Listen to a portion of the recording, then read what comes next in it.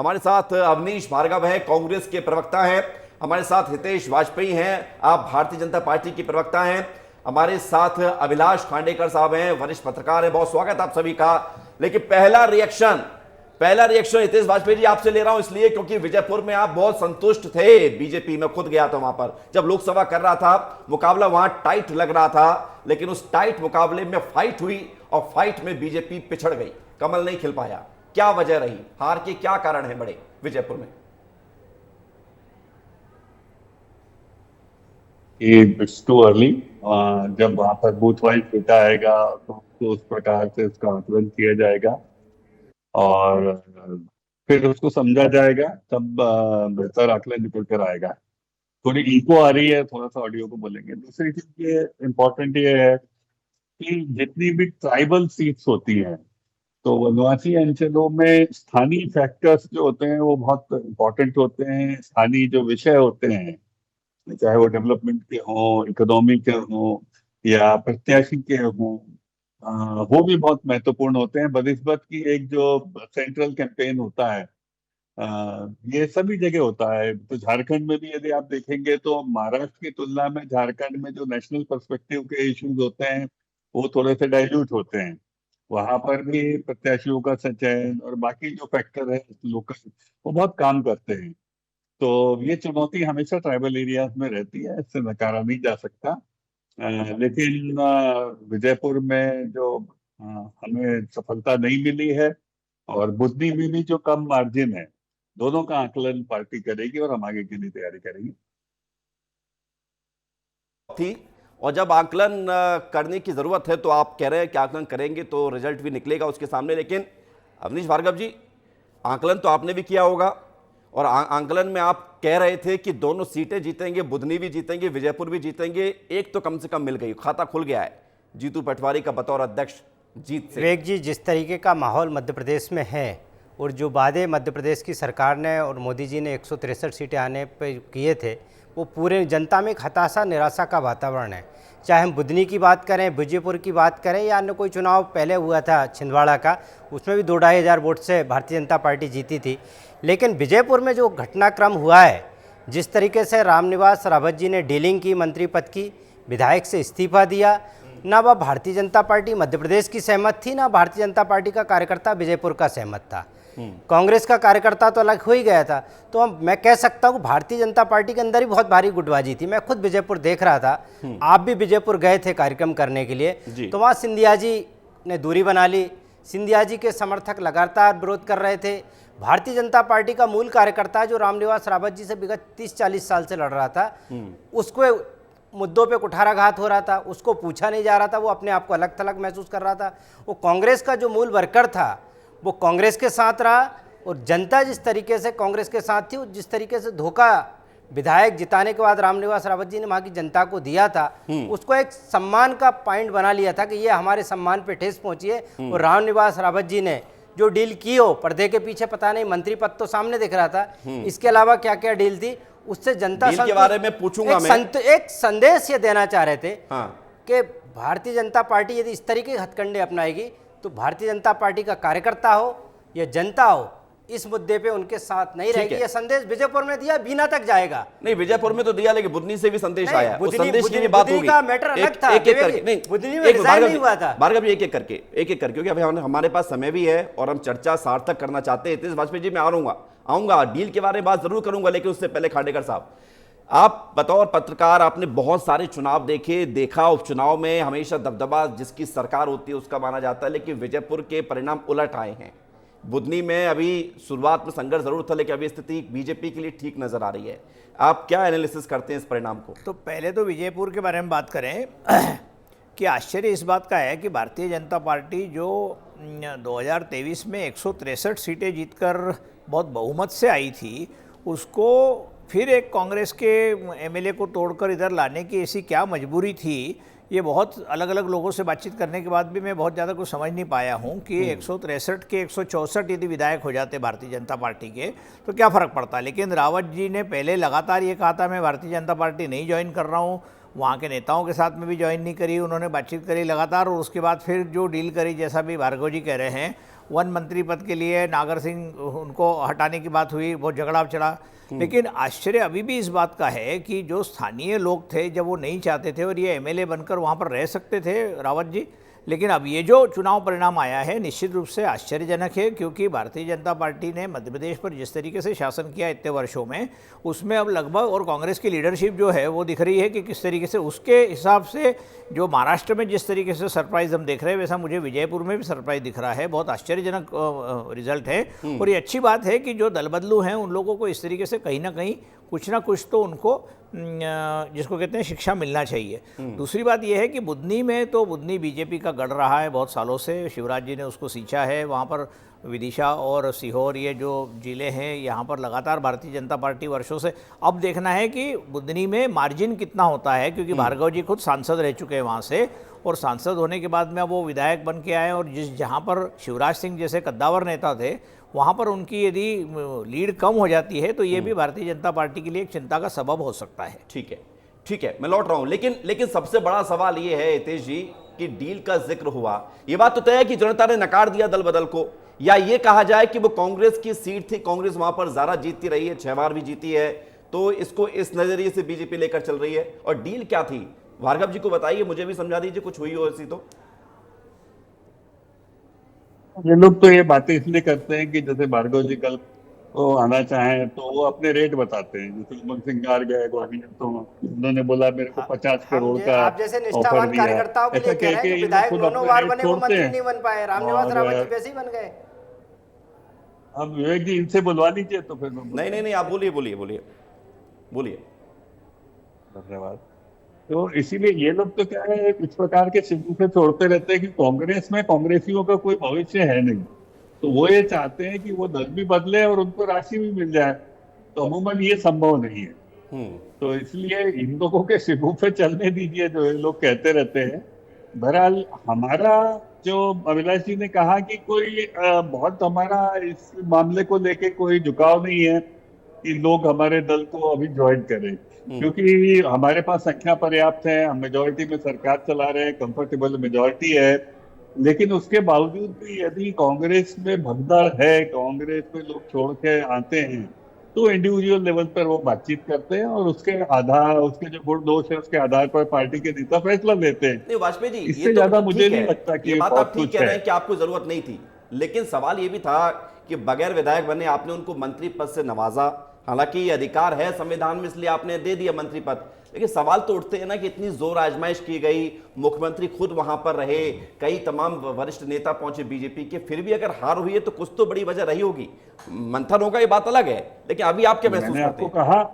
मैंने आपको ये बात कही है कि भाई जो हार के कारण है और जो बुद्धि में कम मार्जिन के कारण है, हम उनका आकलन करेंगे, और जरूरी नहीं कि आकलन करने के बाद हम पूरा आपसे शेयर भी करें। तो भाई वो हम अपने बेहतरी के लिए करेंगे, जिससे हम अगली बार इन सीटों को बेहतर तरीके से जीत सके। तो मुझे लगता है ये राजनीतिक एक प्रक्रिया है, हमारा भी अधिकार है, हम कोई हारने के लिए चुनाव थोड़े ना लड़ते हैं विवेक जी। ठीक है, तो मुझे लगता है कि उन चीजों को वाकई में सोचा जाएगा। आपकी चिंता जायज है भाजपा के लिए, चिंता आप लोगों को करना है साहब, चिंता हम लोगों को कुछ नहीं, हम लोग तो ये देखते हैं, एनालिसिस करते हैं कि इतनी मेहनत होती है चुनाव में, नेता जब अपनी पार्टी छोड़कर दूसरी पार्टी में जाते हैं तो जनता जब नकारती है तो चिंता इस वजह से सामने आती है। खांडेकर साहब, महाराष्ट्र के इलेक्शन पर भी हम बात करेंगे। महाराष्ट्र में ये तो मतलब जो आंकड़े दिख रहे हैं, ये आंकड़े क्या आपने सोचे थे कि ऐसे आंकड़े, ऐसे रिजल्ट निकलकर सामने आएगा?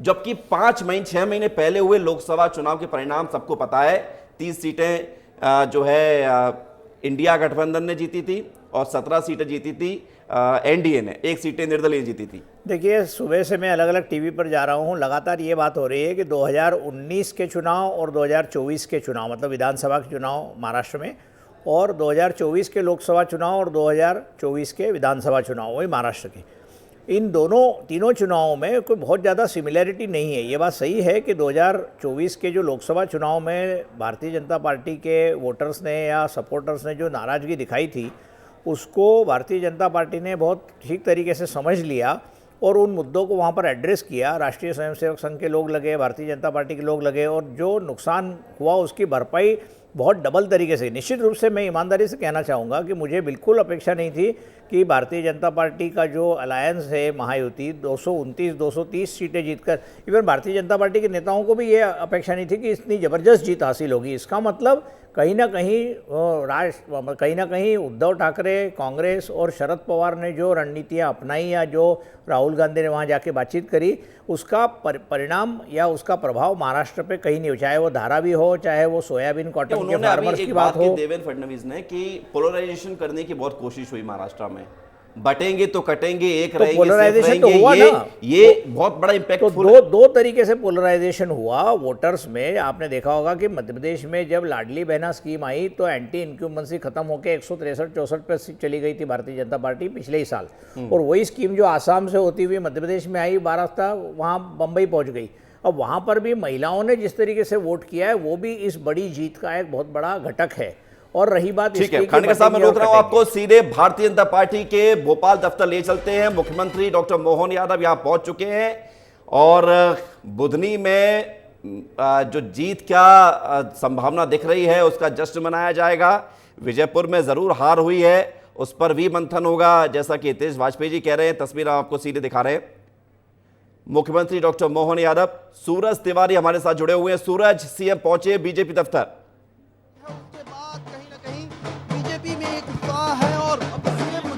भारतीय जनता पार्टी कार्यालय पहुंच चुके हैं। और एक विजयपुर के अलावा अगर बुधनी की बात करें, बुधनी में बीजेपी लगातार लीड में है। महाराष्ट्र में एक ऐतिहासिक जीत की ओर बीजेपी जिस तरह से लगातार बढ़ रही है। मुख्यमंत्री मोहन यादव भारतीय जनता पार्टी के प्रदेश कार्यालय पहुंचे हैं और यहाँ पर लगातार बाहर की अगर बात करें तो जश्न मनाया जा रहा है। कुछ ही समय बाद मुख्यमंत्री मोहन यादव जो है मीडिया से बातचीत करेंगे, लेकिन ये तस्वीरें देखिए, तमाम जो कार्यकर्ता हैं, कृष्णा गौर जी हैं, बातचीत करेंगे। मैम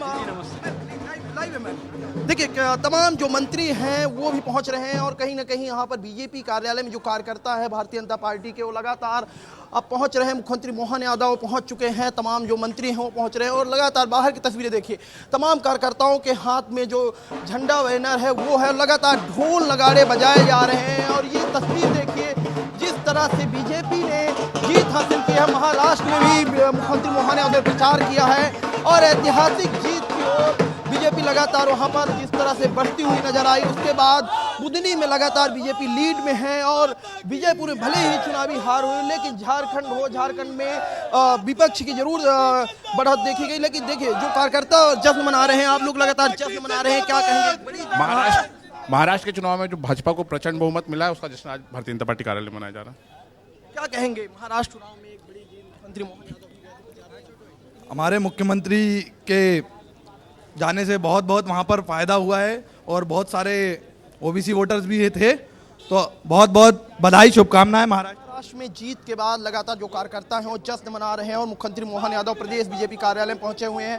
भारतीय जनता पार्टी जिंदाबाद के नारे लगाए जा रहे हैं और यहाँ पर कहीं ना कहीं कार्यकर्ताओं का जो जमावड़ा है वो लगातार लग रहा है। और कुछ ही देर बाद जब मुख्यमंत्री मोहन यादव मीडिया से बातचीत करेंगे, तब ये जरूर देखने वाली बात होगी कि जिस तरह से लगातार जश्न मनाया जा रहा है तो वो क्या कहते हैं, क्योंकि झारखंड में लगातार झारखंड के बाद लगातार महाराष्ट्र में प्रचार प्रसार करते हुए देखे गए थे और कहीं ना कहीं जब वो गाड़ी से उतरे हैं तो ठीक है सूरज, आप नजर बनाए रखें, हम लौटेंगे आपके पास। और हितेश वाजपेयी जी, ये जीत का जश्न और दोगुना होता अगर दोनों सीटों पर जीत मिलती, लेकिन पड़ोसी राज्य में भी जीत मिली है तो जश्न तो होना ही चाहिए। देखिए, महाराष्ट्र विवेक जी हमारे लिए बहुत महत्वपूर्ण था और आप जानते हैं कि जब पिछली बार हमारी युति ने चुनाव जीता था, उसके बाद उद्धव जी ने हमारी पीठ में छुरा भोंक के अपने रास्ते अलग कर लिए थे। तो स्वाभाविक है कि हमें एक चोट लगी थी, क्योंकि पिछली बार मैं आपको रोक रहा हूं हितेश जी, इसी से जुड़ा हुआ एक सवाल था मेरे मन में, मैं सोच के आया था खांडेकर साहब से पूछूंगा, क्योंकि आपने वो बात छेड़ दी है तो उसको सवाल पूछ लेता हूं। खांडेकर साहब, जो चोट लगी थी बीजेपी को 2019 में विधानसभा चुनाव के परिणाम के बाद, क्या आपका राजनीतिक गणित ये सोचता है कि वो चोट तो कभी भी लग सकती है? अभी भी कोई संभावना तो नजर नहीं आ रही है? पहले भी किसी ने नहीं सोचा था परिणाम के बाद कैसी चोट लगेगी। नहीं, देखिए, चुनाव है और चुनाव में अलग अलग फैक्टर्स काम करते हैं, कभी वेव रहती है, कभी नहीं रहती है। इस चुनाव में तो महाराष्ट्र के सब लोगों ने कहा था कि कोई वेव नहीं है, कोई मुद्दा नहीं है बहुत ज़्यादा, और साइलेंट वोटर है और दुनिया भर के समीकरण हैं और 6 पार्टियां और जो डायरेक्टली जो था आघाड़ी और युति लड़ रही है, और जो चुनाव परिणामों को प्रिडिक्ट करना बहुत मुश्किल है, एक्चुअली वही निकल के सामने आया। लेकिन वोटर क्या सोच रहा है इसके बारे में हमारी जो सेफोलॉजी या जो हमारा चुनाव का जो साइंस है या विज्ञान है नहीं, वो हमको लगता है मैं मुख्यमंत्री पद को लेकर जो लड़ाई महाराष्ट्र में अगर नहीं, आप मुझे महसूस कर मुझे रहे हैं। लगता है कि 2014 से 19 के बीच में देवेंद्र फडणवीस ने बहुत ठीक है, अच्छा ठीक है। वो काम किया था। मैं बेंगलुरु लौट रहा हूं, बन जरा इस जाएंगे। तस्वीर को दिखा देता हूं। मुख्यमंत्री डॉक्टर मोहन यादव बीजेपी दफ्तर से बाहर निकले हैं, साथ में मंत्री कैलाश माफ कीजिएगा विश्वास सारंग भी हैं और बीडी शर्मा भी हैं, प्रदेश अध्यक्ष, बाकी बीजेपी के वरिष्ठ नेता भी हैं। तो तस्वीरें हम आपको दिखा रहे हैं बीजेपी दफ्तर के बाहर मुख्यमंत्री डॉक्टर मोहन यादव और यहाँ पर माल्यार्पण करेंगे। और सबसे बड़ी बात है कि ये महाराष्ट्र की जीत का जश्न है। भार्गव जी, जीत तो कांग्रेस को भी हुई है, लेकिन कांग्रेस क्या इतनी बड़ी जीत हासिल नहीं कर पाई विजयपुर में, या इतनी बड़ी जीत नहीं मानती है कि जश्न जश्न जैसा कुछ तस्वीरें निकल के सामने आए? देखिए विवेक जी, जो विजयपुर की जीत है उसमें लोकतंत्र की भी जीत है, आम जनता की भी जीत है, भारतीय जनता पार्टी के कार्यकर्ता की भी जीत है, भारतीय जनता पार्टी को नेताओं की भी जीत है जो लगातार जीत रहे हैं, लेकिन विधायक से मंत्री पद की शपथ नहीं ली उन लोगों ने, वो चुपचाप बैठे रहे। सबकी जीत है। और दूसरी तरफ एक उस वर्ग की भी जीत है, एक सामान्य सीट पे आदिवासी वर्ग का विधायक यदि वहाँ से चुनाव जीतता है और वो मंत्री पद जो नागर सिंह चौहान आदिवासी थे, वन पर्यावरण मंत्री, उनका पद भी इनने छीना मैं था। यहीं से तो आपके दोनों पास तीनों दोबारा तरफ कंटिन्यू से। कराऊंगा, लेकिन ये तस्वीर ब्रीफ कर देता हूं। यहाँ पर आप तस्वीर देख रहे हैं बीजेपी के वरिष्ठ जनसंघ के नेता जिन्होंने बीजेपी को बनाया, सींचा और आज ये बड़े वृक्ष के तौर पर दुनिया भर के सामने है, सबसे बड़ी पार्टी है दुनिया की। और मध्य प्रदेश के मुखिया डॉक्टर मोहन यादव महाराष्ट्र में मिली जीत का जश्न मनाने के लिए बीजेपी दफ्तर पहुंचे हैं।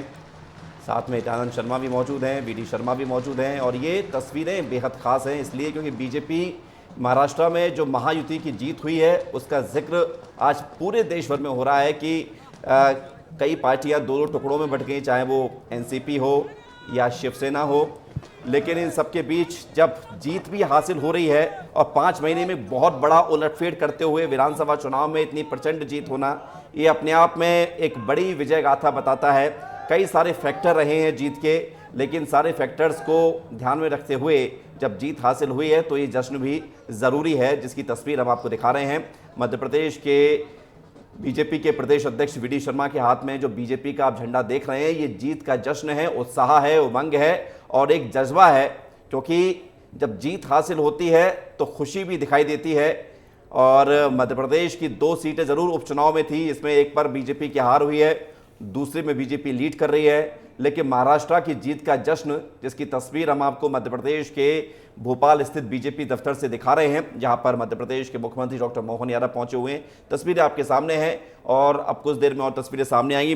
भार्गव जी अपनी बात पूरी कीजिए। सवाल मेरा यही था कि कांग्रेस इन चुनावों में क्या हासिल कर रही है? जम्मू कश्मीर में अभी चुनाव परिणाम आए तो आपने बाहर से सपोर्ट कर दिया, हरियाणा में जीत हुई नहीं, इस बार के परिणाम में क्या हासिल हुआ कांग्रेस को? देखिए विवेक जी, कांग्रेस कुछ हासिल करने के लिए चुनाव में इसलिए नहीं है कि सिर्फ सत्ता है। भारतीय जनता पार्टी का मूल उद्देश्य है एन के एन प्रकरण सत्ता में बने रहना। महाराष्ट्र में भी उनने यही किया था, शिवसेना को तोड़ा उनने, जिस तरीके से सरकार बनाई, एनसीपी को तोड़ा। मध्य प्रदेश में भी यही किया था कि सिंधिया को तोड़ा और सरकार बनाई उनने। तो एकमात्र उद्देश्य सत्ता हथिया लेना नहीं होता, जनता के बीच बना रहना। नैतिक कांग्रेस को तो तोड़ रहे हैं, अगर आप कह रहे हैं कांग्रेस को तोड़ रहे हैं तो कांग्रेस क्यों तोड़ लेकिन रही है? मैं कह सकता हूं कि भारत में प्रजातंत्र की रक्षा के लिए, संविधान की रक्षा के लिए, जनता की भावनाओं की कद्र करने के लिए आपको नैतिकता का पाठ आप दूसरों को पढ़ाएंगे, राष्ट्रवाद का पाठ आप पढ़ाएंगे, लोगों को धर्म और जाति का पाठ पढ़ाएंगे, लेकिन आपकी नैतिकता कहाँ गई? ये नैतिकता जो खत्म हो रही है उसका सबक सिखाने के लिए विजयपुर की जनता ने जो आज निर्णय दिया है, निश्चित तौर पे मैं कह सकता हूँ कांग्रेस के कार्यकर्ता या कांग्रेस की एकमात्र जीत नहीं है, भारत के प्रजातंत्र की, मध्य प्रदेश की जनता की, जो एक वर्ग विशेष को छला जा रहा था। पहले मैं आपको विवेक जी वहां बता दूं कि वहां के विधायक आदरणीय सीताराम आदिवासी हुआ करते थे, उनका टिकट भारतीय जनता पार्टी ने पिछली बार काटा, उनको टिकट दिया नहीं, वो चुपचाप बैठे थे, उनको चुनाव के पहले निगम मंडल का उपाध्यक्ष बना दिया। उसके बाद जब हम आते हैं तो जो वन मंत्री का पद दिया था रामनिवास रावत जी को, भारतीय जनता पार्टी के विधायक भी कई लोग बैठे थे, उनको मंत्री नहीं बनाया, ये बगैर विधायक रहते हुए मंत्री बने। मंत्री का पद भी आदिवासी नागर सिंह चौहान से लेके इनको पद दिया था, तो दोनों तरफ इनने आदिवासी, लेकिन वहां से आदिवासी की जीत ने ये सिद्ध कर दिया है कि उन जो व्यक्ति का हक है, जो उसको मिलना चाहिए, वो जनता ने दिया है। हितेश जी जवाब दीजिए। और तस्वीर हम ब्रीफ कर रहे हैं बीजेपी दफ्तर से, जहां पर मध्य प्रदेश के मुख्यमंत्री हैं। अगर आवाज आ रही हो तो आवाज भी हम सुनेंगे इन तस्वीरों के साथ, जहां पर बीजेपी के प्रदेश अध्यक्ष भी मौजूद हैं। हितेश जी, जवाब दीजिए कि आप तोड़ते हैं, आप येन केन प्रकार सत्ता में बने रहना चाहते हैं और महाराष्ट्र में वही हुआ, लेकिन अब इस बार तो कुछ ऐसा स्थिति नजर नहीं आएगी, इस बार सब कुछ ठीक है ना? देखिए, कांग्रेस तो हारे हुए लोगों की पार्टी है, तो इसीलिए ये तो बहुत निर्दोष, निश्चल, निष्कपट लोग हैं, ऐसी भाषा में बात कर रहे हैं। ये कभी ये नहीं सोचेंगे कि जनता हर जगह इनको कहाँ नकार रही है। हम तो गलत है, आप तो आप देखिए, नैतिकता 2 वाले बड़े हैं नहीं राज्यों डॉक्टर में साहब। चुनाव हुए हैं। नए हम गलत तीन है, आप में तो है, नैतिकता 13 वाले में हैं। है। अवधि जी, अरे बीच में फिर आप बोलोगे, मेरे को इको पहले ही आ रहा है। एक एक करके भार्गव जी क्या है वो उससे जुड़े हुए, ऑनलाइन जुड़े हुए। जी जी जी, वाजपेयी जी बात पूरी करिए। तो देखिए, महाराष्ट्र में है, झारखंड में न 3 में है न 13 में है।